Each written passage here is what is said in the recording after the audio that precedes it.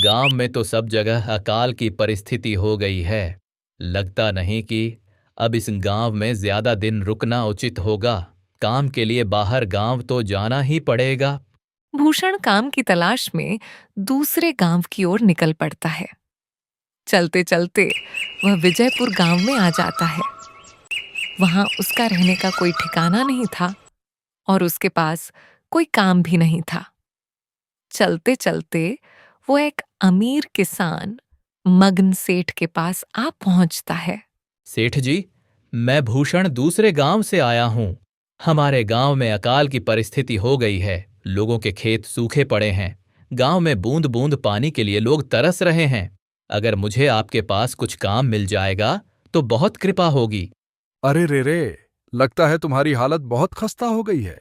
ठीक है, वैसे मेरे पास एक काम तो है, पर लगता नहीं कि तुम वो कर पाओगे। सेठ जी, आप चिंता ना करें। मुझे आप कोई भी काम दे सकते हैं। मैं वह काम पूरी मेहनत और ईमानदारी से करूंगा। अच्छा ठीक है भूषण, तो कान खोलकर सुन लो। मेरे पास 50 गाय और 50 भैंस हैं। तुम्हें हर रोज उनका गोबर निकालना होगा और सुबह शाम उन्हें चारा पानी देना होगा। महीने के आखिर में 200 रुपये मिलेंगे और 2 वक्त का खाना भी मिलेगा। बोलो, क्या तुम यह काम कर पाओगे? अरे बाप रे! 50 गाय भैंस संभालना आसान नहीं है, लेकिन अब कोई और रास्ता भी नहीं। ठीक है सेठ जी, मैं यह काम कर लूंगा, लेकिन एक विनती है। हाँ बोलो। क्या मैं गौशाला में रह सकता हूं? मेरा कोई ठिकाना नहीं है। ठीक है भूषण, तुम गौशाला में रह सकते हो। तब से भूषण गौशाला में रहकर अपना काम करने लगता है। वह रोज जल्दी उठकर गाय और भैंसों का गोबर निकालता, उन्हें चारा डालता और समय पर पानी भी पिलाता था। हर रोज भूषण अपना काम ईमानदारी और पूरी मेहनत से करता था। जगत सेठ को भी भूषण का काम बहुत पसंद आने लगा, क्योंकि वह अपना काम सफाई से करता था। एक दिन जगत सेठ भूषण को बुलाकर उससे बोलता है एक दिन जगत सेठ भूषण को बुलाकर उससे बोलता है। भूषण, मुझे तुम्हारा काम बहुत पसंद आया है। तुम गाय और भैंसों का अच्छा ख्याल रख रहे हो, इसलिए दूध की गुणवत्ता भी बढ़ गई है और गाय पहले से ज्यादा दूध भी दे रही हैं। इसलिए मैं आज से तुम्हारी तनख्वाह बढ़ाकर पूरे 400 रुपये कर रहा हूं। आपका बहुत बहुत धन्यवाद सेठ जी। कुछ दिन ऐसे ही बीतने लगते हैं। भूषण जगत सेठ के पास बहुत मेहनत और ईमानदारी से काम करता है। धीरे धीरे भूषण के पास अच्छा खासा रुपया जमा हो जाता है, जिससे वह अपने लिए छोटा सा रहने लायक एक कुटिया बनवा लेता है। उस गौशाला में सोकर तो नाक से गोबर की गंध अभी भी नहीं जा रही। अब आखिरकार मुझे अपने घर में चैन से सोने को तो मिलेगा। तब से भूषण जगत सेठ के पास गौशाला में काम करने आता और 2 वक्त का खाना खाकर अपने घर सोने के लिए चला जाता था। कई साल ऐसे ही बीत जाते हैं। भूषण की मेहनत के कारण उसके पास अच्छा खासा रुपया जमा हो जाता है। एक दिन भूषण जगत सेठ से बोलता है। सेठ जी, आजकल गांव में चोरी की समस्या बहुत बढ़ गई है और मेरे पास कुछ रुपए भी जमा है जो मैंने अपने घर में रखे हुए हैं। पर मुझे उन पैसों की चोरी की चिंता हो रही है। आपको तो पता है कि मैं दिन भर आपके पास ही काम करता हूं और सिर्फ रात में ही घर सोने जाता हूं। इसलिए मुझे रोज उन पैसों की चोरी की चिंता सताती है। हाँ भूषण, तुम बात तो बिल्कुल सही कह रहे हो। आए दिन गांव में नए नए चोरी के किस्से सामने आ रहे हैं और दिन भर तो तुम्हारा घर खाली ही रहता है, तो चोरी होने की संभावना तो जरूर है। देखो भूषण, ऐसे समय में तो गांव में एक ही जगह है जहां पर तुम्हारा धन सुरक्षित रह सकता है, और वो है जमींदार का घर। क्या जमींदार का घर? हाँ भूषण, इस गांव के जमींदार बहुत ईमानदार और दयालु हैं। ऐसा मैंने कुछ लोगों से सुना है, और उनके घर पर बहुत सारे पहरेदार भी हैं, तो चोरी होने की संभावना बहुत कम है। तुम अपने पैसे उनके पास रख सकते हो। अच्छा ऐसा है क्या सेठ जी? ठीक है, फिर आज ही मैं जमींदार जी से मिलकर बात करता हूं और उन्हें अपनी समस्या बताता हूं। उस दिन भूषण जमींदार जी के घर उनसे बात करने जाता है। एटू, रुको, कहाँ अंदर आए जा रहे हो? वहीं रुक जाओ। जी जी, मुझे जमींदार जी से मिलना है। मुझे उनसे कुछ काम है। क्या काम है तुमको उनसे? मुझे जरा बताओ। मुझे कुछ पैसे रखवाने थे उनके पास, यही काम के लिए आया था मैं। अच्छा, ठीक है, तुम अंदर जा सकते हो। नमस्ते जमींदार जी, मैं भूषण जगत सेठ के यहाँ काम करता हूँ। कुछ साल पहले ही मैं दूसरे गांव से यहाँ आया हूँ। अच्छा भूषण, बोलो तुम्हारा क्या काम है मेरे पास? जमींदार जी, मैं सालों से जगत सेठ के पास काम कर रहा हूँ और मैंने कुछ रुपए भी जमा कर लिए हैं। पर बात यह है कि गांव में चोरी की समस्या बहुत बढ़ गई है, तो मुझे अपने रुपए घर में रखने से डर लग रहा है। अच्छा, कितने रुपए जमा किए हैं तुमने? यही कोई 5,000 होंगे मेरे पास। मैंने आपकी ईमानदारी के बारे में लोगों से बहुत सुना है, इसीलिए मैं अपनी रकम आपके पास कुछ वक्त के लिए रखने आया हूं। हाँ भूषण, तुमने बिल्कुल सही सुना है। तुम्हारी रकम मेरे पास पूरी तरह से सुरक्षित रहेगी। तुम अब चिंता ही छोड़ दो, मैं सब देख लूंगा। आप गिन कर देख लीजिए। गिनने की क्या जरूरत है? तुम तो जगत सेठ के आदमी हो, मुझे तुम पर पूरा विश्वास है। अरे भूषण, कोई बात नहीं। तो धन्यवाद। अब मुझे चोरों का कोई डर नहीं है, क्योंकि मेरे पैसे सुरक्षित हाथों में हैं। कोई बात नहीं, धन्यवाद तो मुझे बोलना चाहिए जो तुम मेरे पास आए अपने रुपए रखने के लिए। भूषण अपने पैसे जमींदार को देकर अपने घर चला जाता है। हाँ भूषण, तुम्हारे पैसे मेरे हाथों में ही अच्छे लगते हैं। हाँ हाँ हाँ हाँ। ऐसे ही भूषण ईमानदारी और मेहनत से जगत सेठ के यहाँ काम कर रहा था। देखते ही देखते 2 साल ऐसे ही बीत जाते हैं। एक दिन भूषण सोचता है, अब बहुत साल हो गए जगत सेठ के यहाँ काम करते हुए। वैसे सेठ जी तो बहुत अच्छे इंसान हैं, पर सोच रहा हूं कि खुद की जमीन लेकर उस पर मेहनत करूं, तभी मैं बड़ा आदमी बन सकता हूं।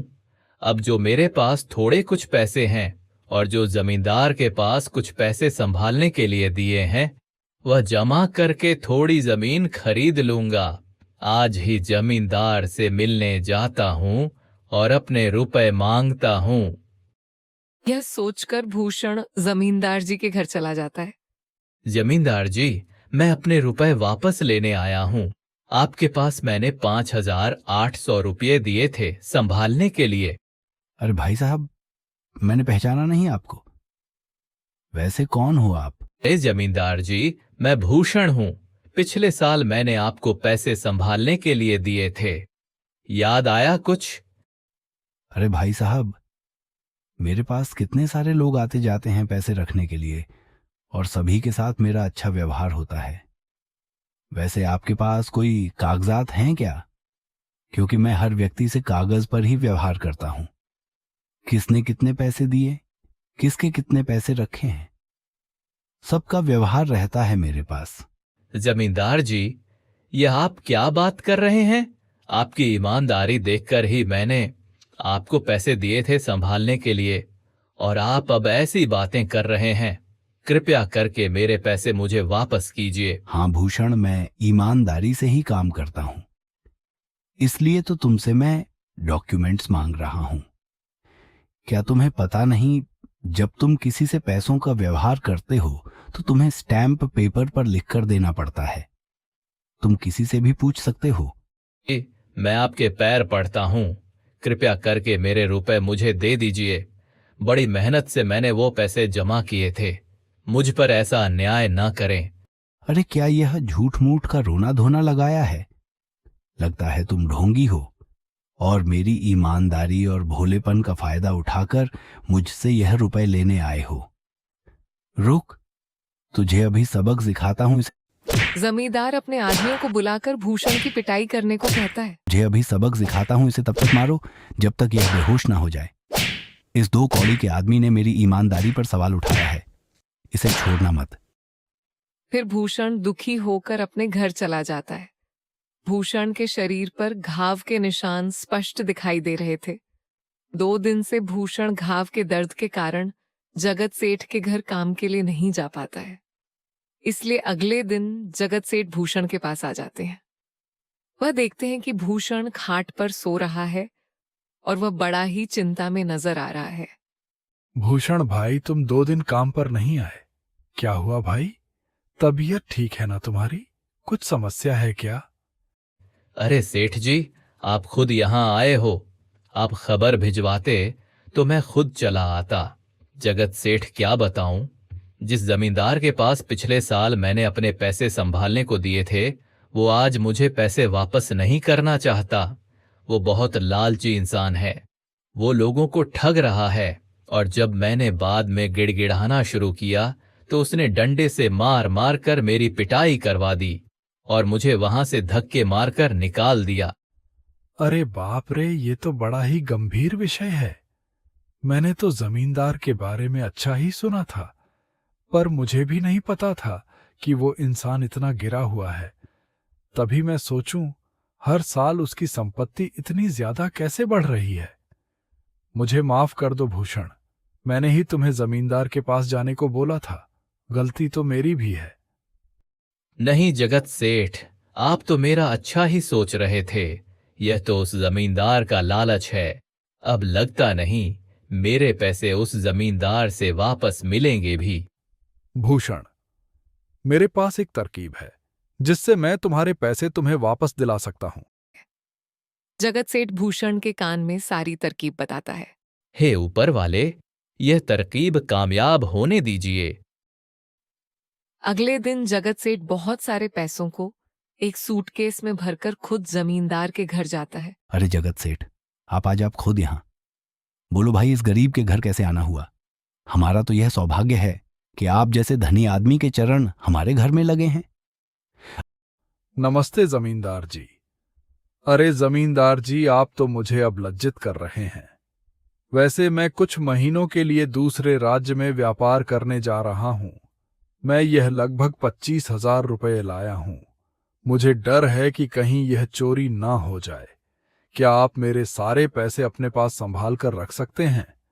आपके सिवाय इस गांव में और किसी पर भरोसा नहीं कर सकता। जगत सेठ, यह भी कोई पूछने की बात है? मेरे पास आपके पैसे बिल्कुल सुरक्षित रहेंगे। आप निश्चित होकर व्यापार करने जा सकते हैं। इस बार तो बड़ी मछली हाथ लगी है। बार बार ऐसा मौका नहीं मिलता। भारी माल हाथ में लगने वाला है। वहां पर भूषण आ जाता है। अरे भूषण, तुम अच्छा हुआ तुम आ गए। मैं तुम्हारे पास ही आने वाला था। मुझे माफ करना, उस दिन तुम्हें पहचान नहीं पाया। इतने सारे लोग मेरे पास आते हैं तो जरा परेशानी होती है, पर मैं अपनी बातों का बड़ा पक्का हूं। हां, रुको, मैं तुम्हारे सारे पैसे अभी देता हूं। माफ करना भूषण, मेरे आदमियों ने तुम्हारे साथ उस दिन बदतमीजी की। मैं आज ही उनको काम से निकालता हूं। जमींदार भूषण के सारे पैसे उसे लौटा देता है। भूषण बिना कुछ बोले वहां से चला जाता है। अरे क्या बात है जमींदार जी, आप तो अपनी बातों के बहुत पक्के हैं। तो ठीक है, मैं अपने सारे पैसे आपके पास रख सकता हूं। जगत सेठ इतना बोल ही रहा था कि तभी वहां जगत सेठ का नौकर आ जाता है। मालिक मालिक, अब आपको बाहर के राज्य में जाने की कोई जरूरत नहीं है। अभी अभी व्यापारियों का संदेश आया है और उसने कहा कि वह खुद हमारे गांव आ रहे हैं। अरे ये तो बहुत बढ़िया बात हुई।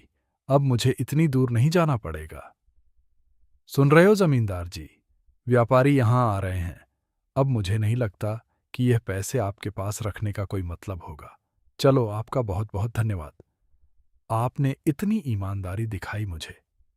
हाँ, पर अगली बार जरूर आपके पास ही आऊंगा। ऐसा बोलकर जगत सेठ और उसका नौकर वहां से अपने पैसे लेकर चले जाते हैं। तो तेरी कीज ये क्या हो गया? ये 500 तो चले गए, और जो भूषण के 5,800 रुपए हड़प लिए थे वह भी चले गए। आपका बहुत बहुत धन्यवाद सेठ जी। अगर आज आप न होते तो मेरी सारी जमा पूंजी वो जमींदार हड़प लेता। भूषण, कोई बात नहीं। जो व्यक्ति मेहनत और ईमानदारी से कमाता है, ऊपर वाले उसका कभी बुरा नहीं होने देते, और जो हराम की कमाई का खाता है उसका कभी अच्छा नहीं होने देते।